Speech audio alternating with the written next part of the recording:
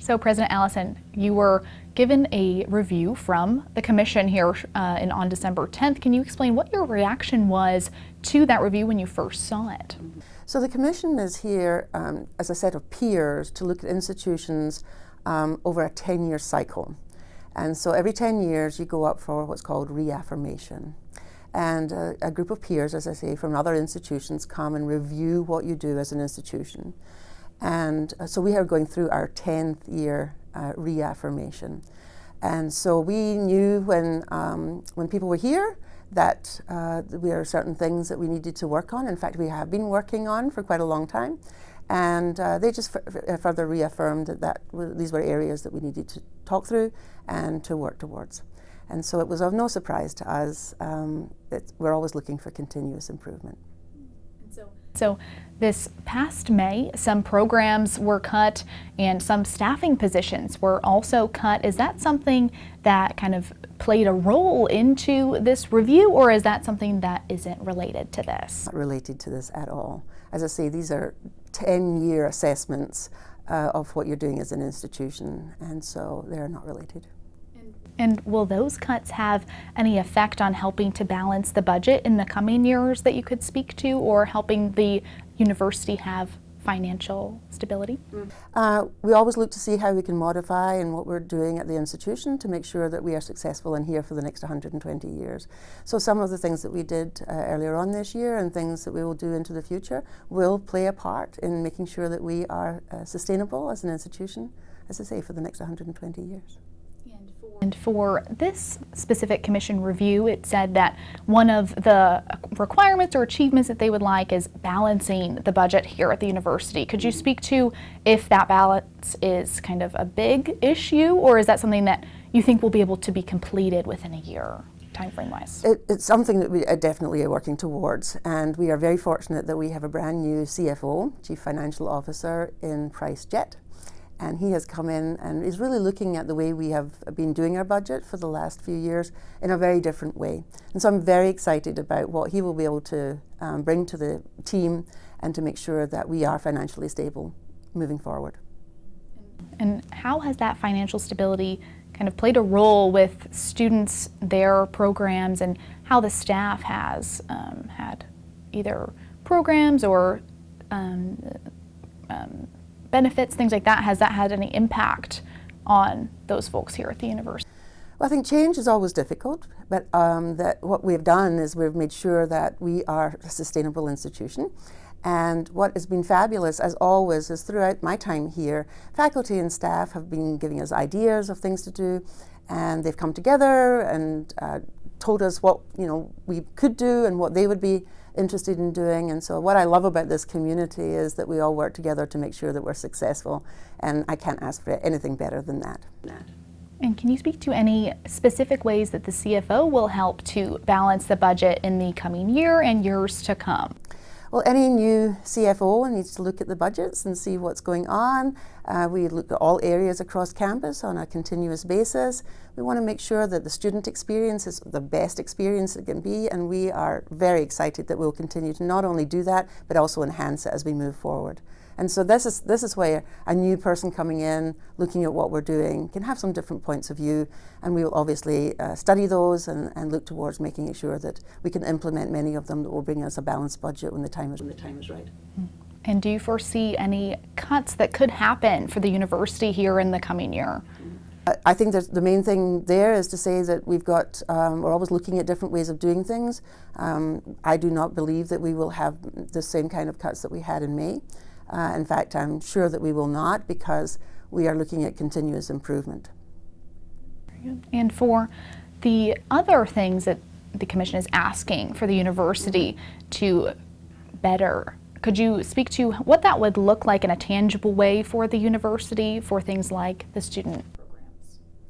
I'm sorry, I don't understand that question. It was talking about the areas of improvement, so what they will look like. There was those 7 different categories. Could you speak to any of the tangible ways that you would see those kind of coming into play here? Okay, so there are actually 5 things that are on our list, and you can see those in the email that was sent.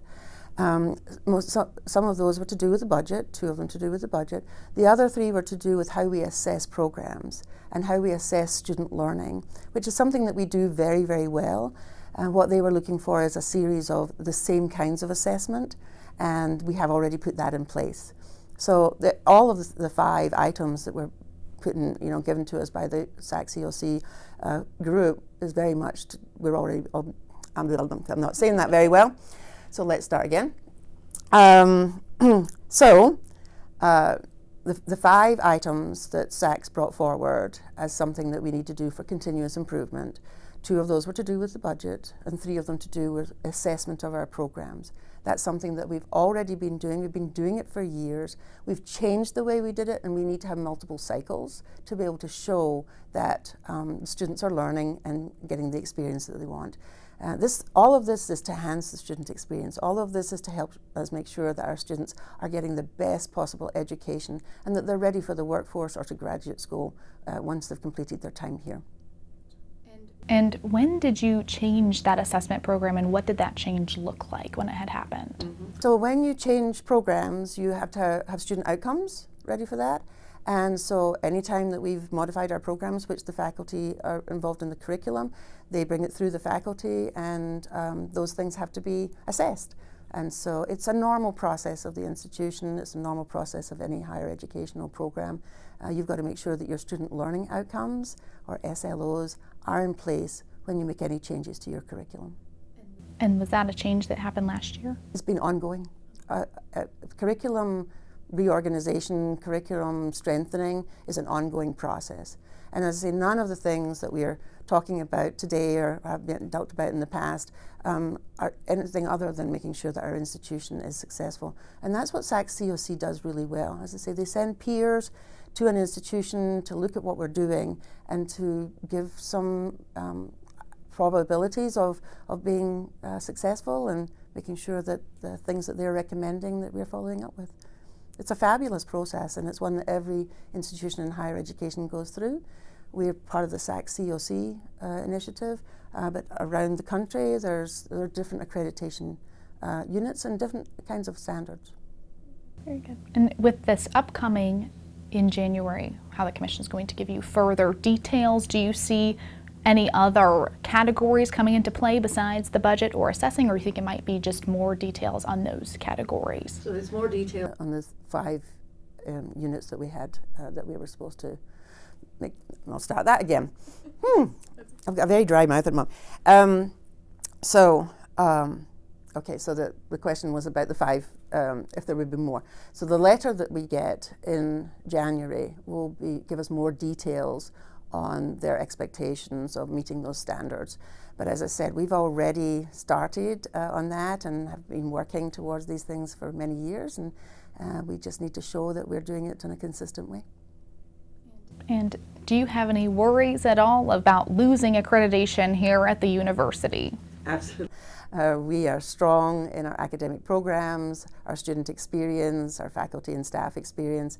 I have no doubt whatsoever that this will be very successful in the next year or so. We will not lose our accreditation.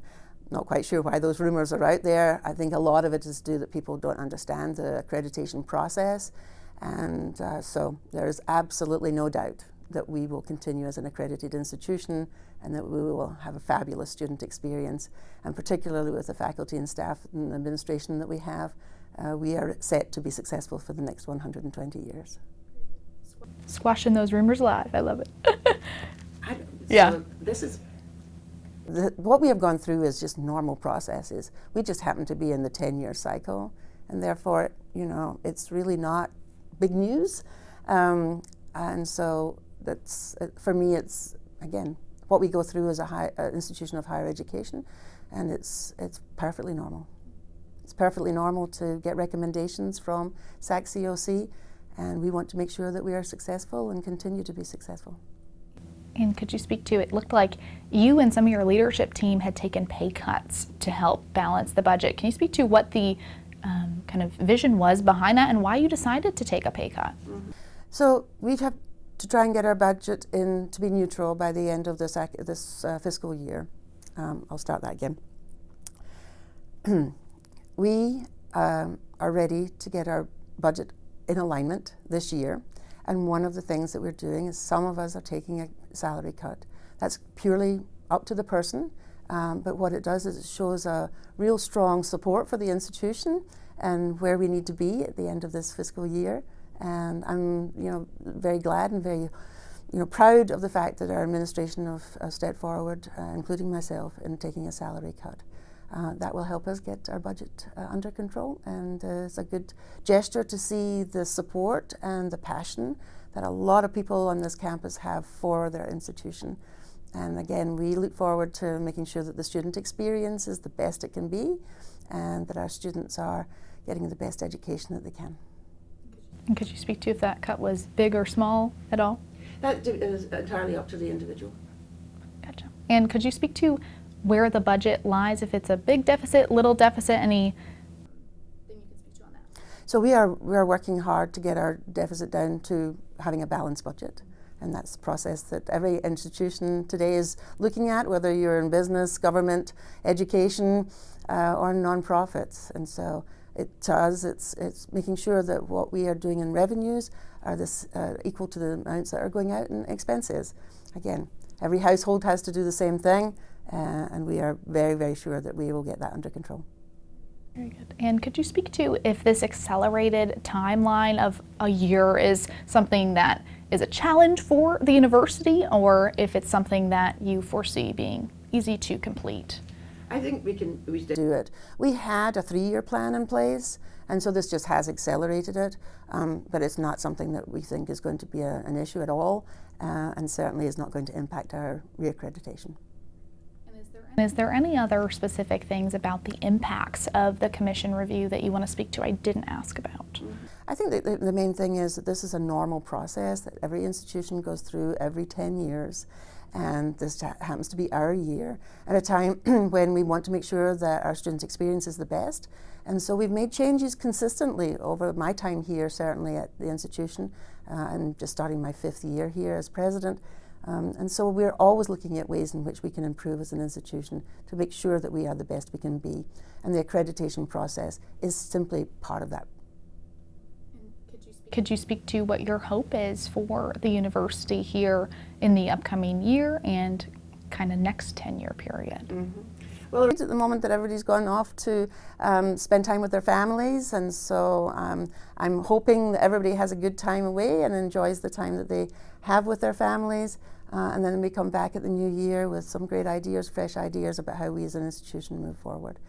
So I'm very excited about the future. We will be around for the next 120 years.